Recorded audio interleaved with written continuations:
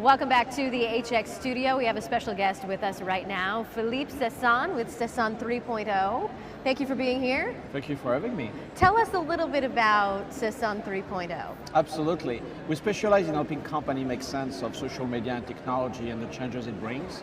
We've been helping those companies for the last 8 years. Okay, so tell us about the social media experience in the hotel industry. Oh, it's changing. I think we come to a point of maturity where people are like, yes, there's social media. The question is, what do we do about it? Sure. How do we engage people in a way that they feel like they have to be there, they have to be present, they have to book? Are there social media hotel sort of winners and losers in the business, if you want to put it that way? There's definitely some hotels that have a better sense of who they're serving, and because social media still tend to be very predominant towards younger people, then there's a better fit than others. Now what we're seeing is traditional chains that are trying to change their business model to retrofit themselves into social media and the younger generation, but they're not necessarily successful as the one that really understand what the generation wants and build properties around that.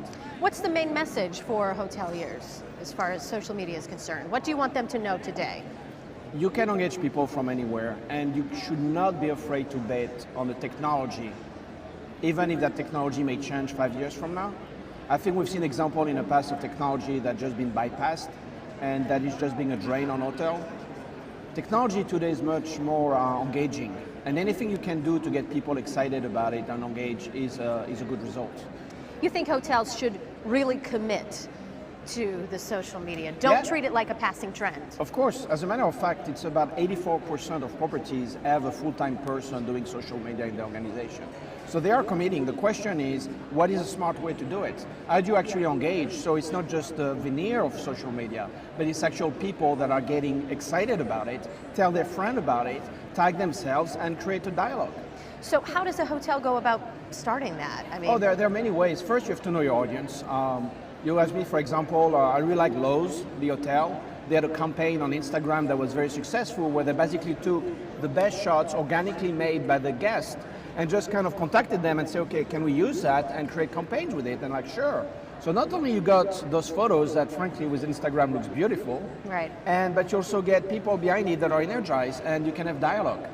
And is there a push to increase advertising on social media, to use things like Instagram or Periscope to the benefit of a hotel? Well, Instagram is now starting into advertising, so yes, considering that Instagram being owned by Facebook, right, and Facebook now really depend on advertising to get your campaigns, then at some point, yes, you're going to have to invest on some advertising to make it happen.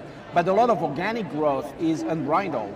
It's about people getting excited by their stay. They want to tell their friend about it. And now, with the proliferation of smartphones and other devices, it gets much more immersive, much more exciting than ever before. When a client comes to you and says help, what's the first thing that you tackle with them? I try to understand what their final objective is. Are they really so much about, okay, we want to create leads as in for the business, we want to generate revenue, but also are you interested in engaging the people in your organization to be better marketers? Are you also interested in developing your brand? And based on that answer, then we develop a specific strategy.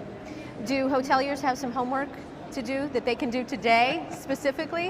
What's their takeaway today? Yes. An action plan, if you will. Right. The takeaway will be, as I mentioned earlier, to be comfortable using technology as a way to push a little bit the limits of what you can do, especially as it targets younger people. There's exciting technology of which you can have people partying inside your lobby without making any noise by using a different way to administer music through headphones. There's technology that allows you to have immersive 3D viewing, of which all you need is your cell phone. Those are things that you want to really kind of grasp and start putting together. And it's not too late to make all of this happen? No, absolutely not. What you want in a trend is being at the position where it starts getting mainstream, but not at this point. For example, the New York Times, which is one of the oldest institutions there is, last Sunday started distributing those little packages that allows you to have 3D viewing through your smartphones. I mean, the New York Times, 1 million people all of a sudden in their Sunday newspaper start having this. Those are the kind of transformative technology that has enough people to be used that's going to stick. Sure, because people are changing the way they book Completely, hotels, yes. research hotels, Yes. things like Yes. that. So it's not just about reviews, it's really about the excitement that it can get. when you know your audience. Certain hotel chains are just not hitting the right notes with the younger people, for sure. Okay. Well, Philippe, we appreciate you making time to talk with us. That's my pleasure. We know you're a busy man, so thank you for being here. Always. Okay, Philippe Cesson with Cesson 3.0. Absolutely. Thanks for being here. Thank you all for joining us once again in the HX studio.